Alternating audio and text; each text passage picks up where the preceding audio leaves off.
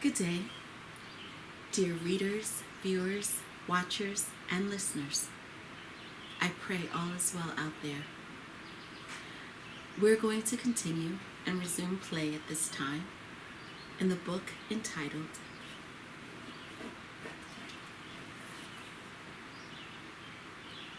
The Sacraments of Eternity.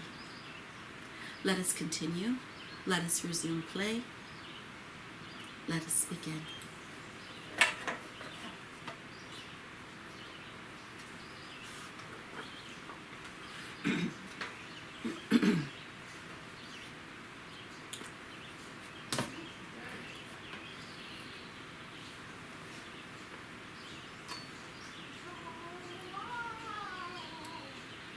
Some strong wind was blowing in the morning. John woke up to this noise. Aki, what is that sound? John, that's the wind, and I think it's going to rain by noon. So, I think you'd better wait here for the time being. I wouldn't recommend you going back out right now. I agree with you on that. Well, then, can you tell me something more? Or maybe something else? I've shown you everything I could.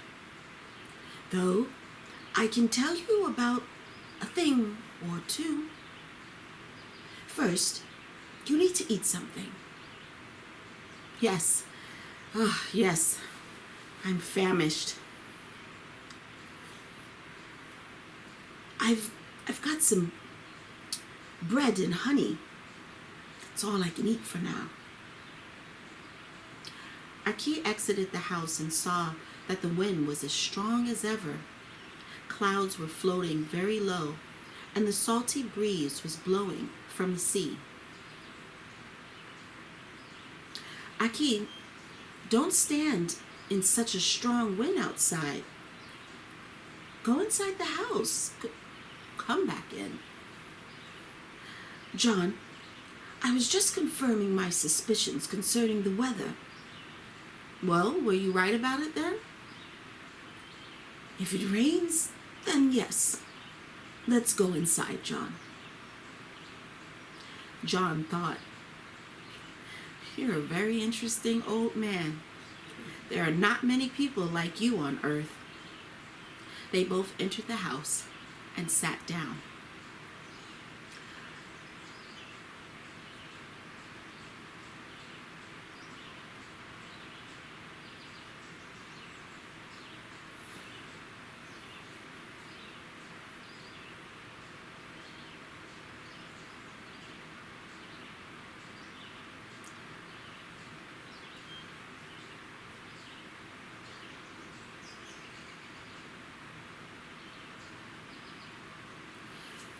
What else do you know about me? Tell me. Tell me about your life. I've lived my life the same as everyone else. Though, I must admit that my life became more interesting after my encounter with the Heavenly Brothers. I started to foresee the future and was able to heal people after their arrival. I used to predict the future a lot when I was young. I was doing that for a living. I had a family, 5 kids, 4 boys and 1 girl. They helped me a lot when they grew up. I was content with my family, for they were my happiness. I had a good life at that point in Capernaum, but then local authorities started persecuting me. They accused me of witchcraft and devil worshipping. I didn't give up my craft, and clergy didn't give up either. They knew that people believed in me. I had a premonition that something awful was going to happen and decided to leave Capernaum. The night before our departure, I heard a knock on the door. I went outside and someone hit me in the head. I woke up later, but it was already too late. They stabbed all of my family to death.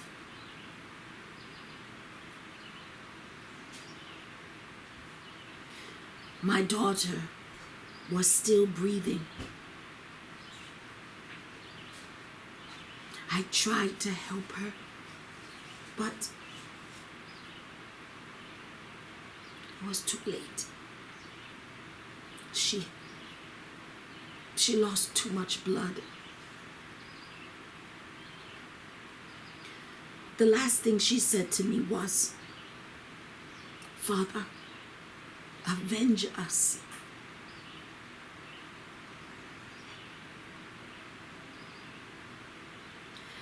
They didn't kill me because they wanted me to suffer. I couldn't sleep. Images of my loved ones were always on my mind. I saw them all together and tried to ask for forgiveness. I managed to find their killers very fast. There were 4 of them. They died a very violent death, and I felt no pity towards them.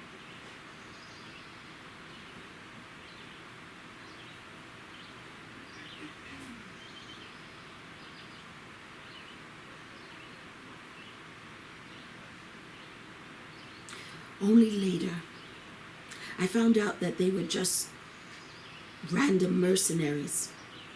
I was looking for their hire. Eventually, I found him. It was a porky priest from one of the local temples. I had some money, so I hired people to deal with him. But they betrayed me, and I was put into a deep hole. A deep hole that was filled with wild animals. Those animals, they didn't touch me because they felt my grief. I spent 2 whole days in that hole. The hungry animals were pacing around me that whole time, but some force was not letting them eat me. Then a tree fell into the hole one night. I managed to get out of there, though I stayed in Capernaum. I was looking for that porky priest for several months. And finally, I found him in order to carry out my revenge. I had my 2 best friends with me. We tied him up right near the temple he used to preach in, and we hung him upside down. He begged for forgiveness, but I fulfilled the promise I had given to my daughter. I avenged my family. I carried out my revenge, though it was not to God's liking. I settled in this very village and have been living here ever since. I've never had another family. I found them, John, as you can see for yourself. I cut off all ties. I stayed inside the house the whole time and tried to find ways to contact my family. And I found them. Again, John, as you can see for yourself. I know that I committed a great sin. I broke a commandment, but I had no other choice then. Aki, I can understand that. They always try to kill someone like you and get them out of their way. They try to get rid of someone like me, too, it seems. God chooses us and the clergy kills us. There comes a moment when one feels desperate and nothing brings relief. John, I know that feeling. God knows that's true. It is such grief to lose everyone you love. My family was killed for nothing, and by whom? Akir, those without faith can do horrible things sometimes. They only believe in the power of money. They like to be worshipped, to see people kneel before them. Sometimes they even think that they are more important than the Almighty Himself. And they crucify those who believe in God. I want to see the church reborn. I want our temples to become real temples of God. John, this will not happen during our lifetime. Temples shall be the unicycle of the materialistic like chaos for a millennium to come.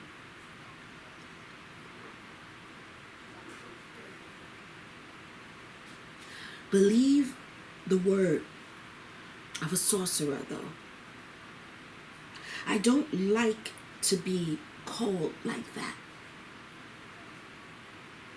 Though they will burn the likes of me at the stake and hold a cross while watching on the side. I ask you, John, to be worthy of your father's name, for he was the strongest of prophets. That's why evil ones were persecuting him relentlessly. Your father was of God too well, as are you. I will act and live properly. Thank you, John, for your words bring me peace. Having talked to you, I can die peacefully now. But Aki, you wanted me to visit you later, don't you remember? Yes, John, I did.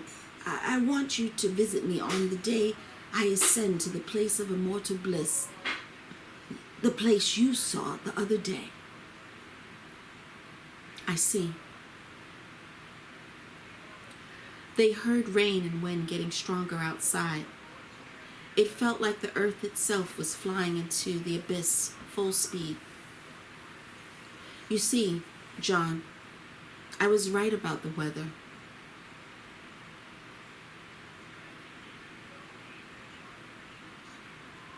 Aren't you tired of hearing me talk?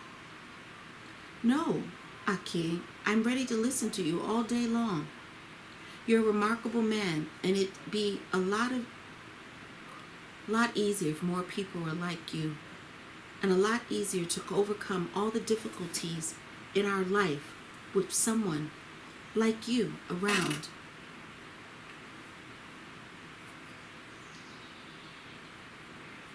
Well, Aki, as soon as the rain stops, I'll head to Beth Barbara.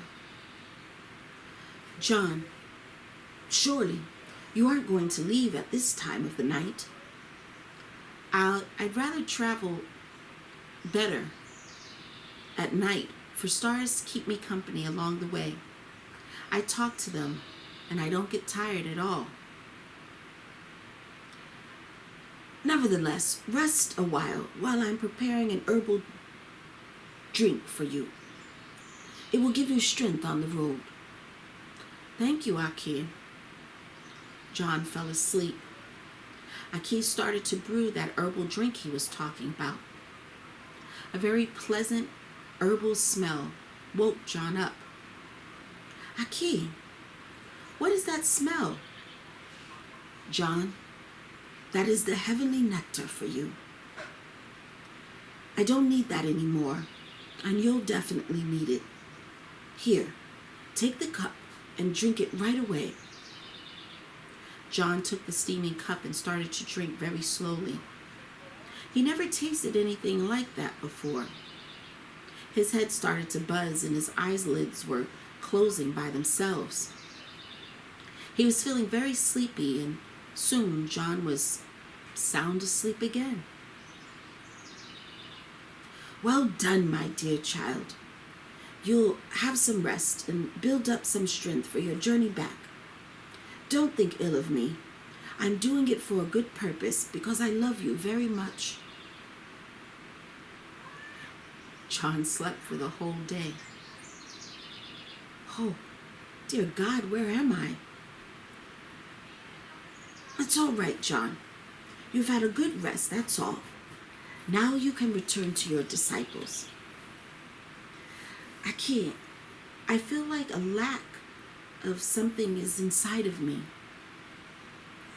I lack something. You're correct, John. Your tiredness has left you. You are ready to go back now, though I'm not saying goodbye. John hugged Aki. My dear friend, till we meet again. And John headed back in the direction of the River Jordan. His step was very light. His soul was pure, and he felt like a totally refreshed and reborn being. Soon, he saw the River Jordan. Peace be to you, my dear. I've been missing you so much for the past several days. I'm so glad to see you again. It seemed like the river answered him. The river waves were washing at John's feet. He saw his disciples along the other bank. Teacher, we'll row you back in no time. Elishua, John, there's no need. It is a shallow area. I can cross the river on my own. Cool river water refreshed his soul as well as his body. He didn't want to leave the river. He laughed hearing these thoughts. Peace unto you, my brothers. Teacher, we were beginning to worry about you. There was no need, my dears. I met a wonderful person that has been rejected by our society. But I can tell you that he is an amazing human being. Elishua, how have you been? Everything is good at home. Everything's good at home, teacher. Atzim is conducting the service, and we're trying to help him any way we can. Are there many people in the temple these days? Yes, teacher, there are a lot of them. They come from all over. Elishua, why are you looking so gloomy? You see, Offer, he has become ill. We wanted to help him, but we failed. Bring him to me. Where is he now? At Asa's house. John went pale when he saw Offer. What's happened to you, brother? Yesterday I stepped onto something. Maybe it was a snake. It bit me. Here, Offer, drink this. This is a gift from a friend of mine. You'll feel much better afterwards. Offer drank from the cup. Now, you need to lie down and cover yourself, and we'll wait for you outside.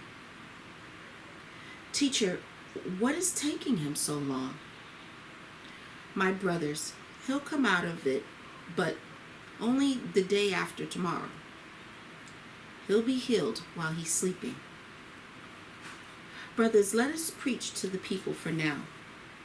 As soon as Offer wakes up, we'll head to Capernaum. So rest up, for we have a long way ahead of us. They left for Capernaum within 2 days. On the way, they visited Gadara. Atzim stayed with his family for a couple of days in that settlement. Having crossed Euromach, they entered Gergesa. John decided to go through that village, and they set camp within a mile of Gergesa near Lake Tiberias. They put up their tents and started some fires in order to have some rest. John thought, my brothers, have fun and enjoy your life while you can. The nature around the lake was strikingly beautiful. John thought about his childhood. He felt a pinch of sadness inside and wanted to bring back some moments of his past. He wanted to spend some time with his parents, talk to them, hug his mother and father. The image of his father, Jubal, appeared in front of him. John thought, "Dear Lord, thank you for giving me my life and for getting acquainted with the people that understand you and me too. There were a lot of kind-hearted people in my life. I'm looking at some of them right now, and I'd like to ask you, dear Lord, to help them as much as you can. Let them spread the word about you as well as everything good to as many people as they can. By doing that, they'll ward off evil away from themselves and from all of humankind."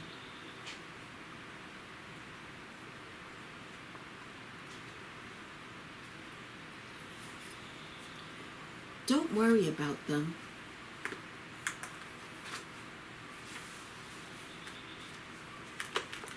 Don't worry about them, John.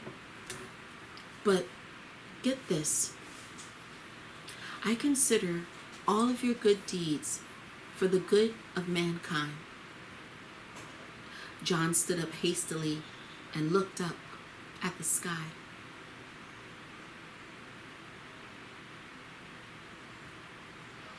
"Is something wrong, teacher?" "No, nothing. Rest up. Come to the fire, teacher. The fish is ready." "You're tempting me, my brothers. I'll be punished for giving it to you." Giving in to you. "Don't worry, we'll forgive you." John laughed and said, "Well then, give me the biggest one there is. I've just heard the voice of God. He asks us to spread the good among people. They seem to lack the good in their lives. Don't you agree with me?" "Of course we agree, teacher. At this very moment, I know that the way for our Lord Almighty has already been paved. If someone is not ready to meet him, there's still enough time to prepare. Tell me this. Don't you regret about choosing this path?" "Teacher, we're all happy to have met you and have known God through you. And wherever we end up at the end of our lives, we'll continue to preach God's word. We are committed to spreading God's faith, even though some people will not believe us at first. We shall never be ashamed, never shame of our God. Never shame him or be ashamed to God or his truth. And we shall never let the society of evil and darkness ever harm him.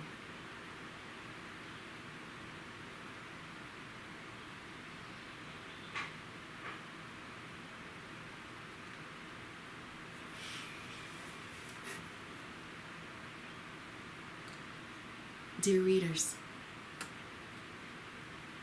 we will pause and we will stop there. We will resume play yet another time in the book entitled the sacraments of eternity. Until next time, dear readers, be well. Thank you for the privilege of your time. And please, take care of yourselves and one another. Thank you. And God bless.